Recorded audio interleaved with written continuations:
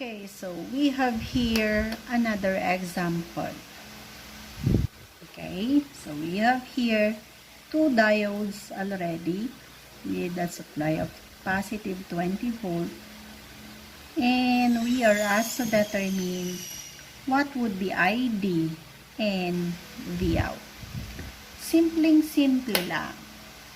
So, ang kailangan lang gawin is we must determine kung ano ang condition ng D1 and D2 natin. At this point, if we are going to redraw the circuit, this would be equivalent to positive supply, negative, so this is the 20 volt.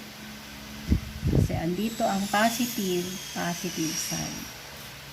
Connected yung ating diode 1 and diode 2. And we have here the resistance. 5.6 kilo ohm. So, kung grounded yan, this is also grounded. So, lagyan natin ng imaginary wiring. So, eto, since ground yan, that is connected. Okay? And, sa point na to, dyan nakakabit si ating Vout.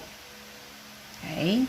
So, Vout. So, ibig sabihin, mula sa point na yan, up to the ground.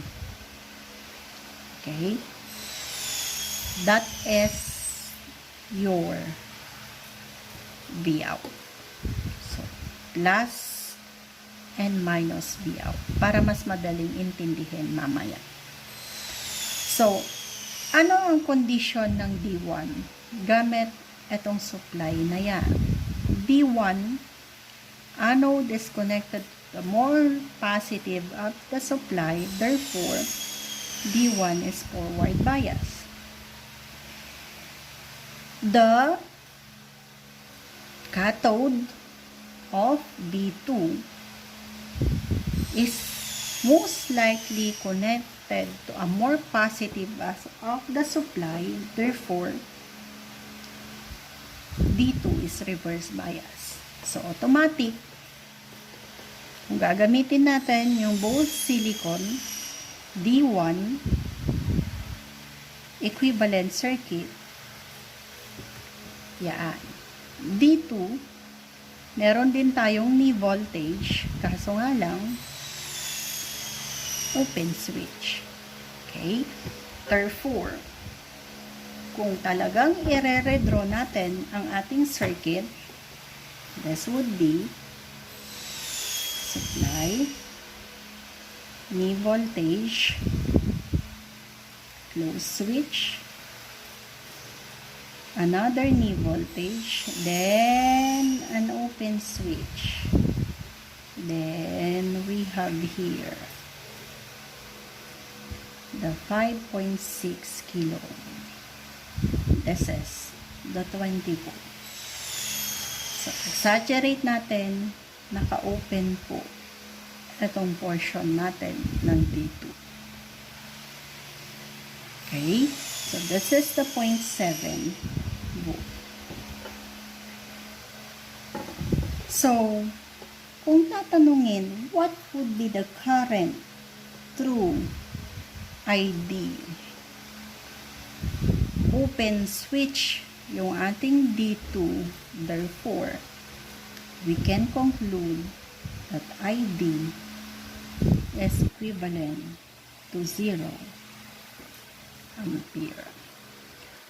E di, kung 0 ang ating ID, what would be the current through IR? Automatic. Ang IR is also 0. Kung 0 yung IR natin, what would be the voltage drop sa V output natin? V out, Kirchhoff voltage law tayo. KVL at the output, therefore IR times 5.6K positive.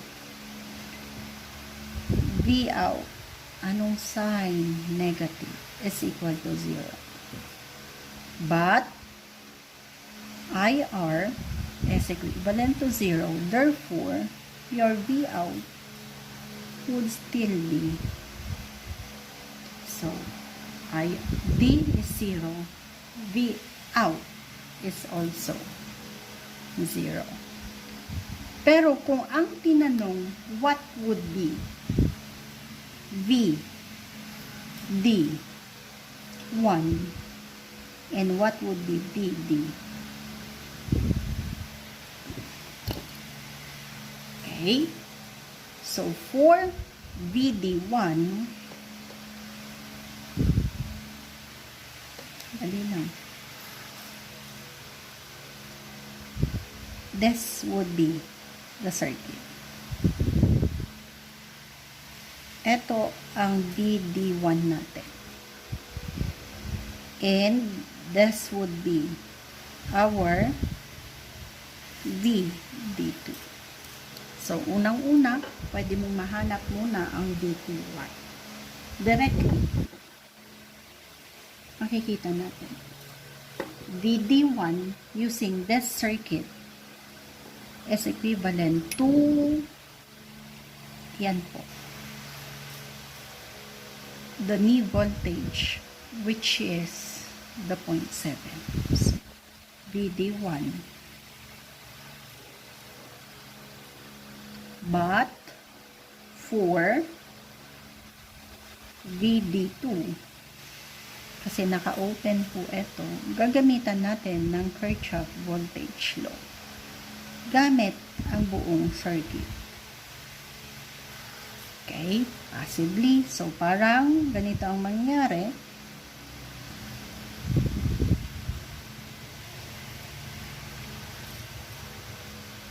This is the equivalent circuit.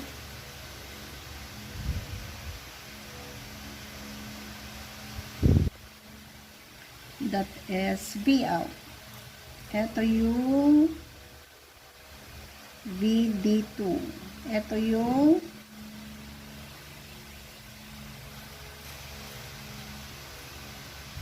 VD1. Ito yung 20 volts. So, gamitin natin yung loop na yan. KVL. We have positive 20. So, plus, minus, plus, minus, plus, minus. So, next is VD1. Anong polarity ng VD1? Minus.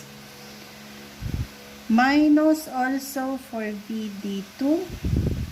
Minus also for V out is equivalent to 0. VD1 is 0.7. V out is 0. Therefore, solving for VD2, it is equivalent to 20 minus the 0.7, which is 19.3.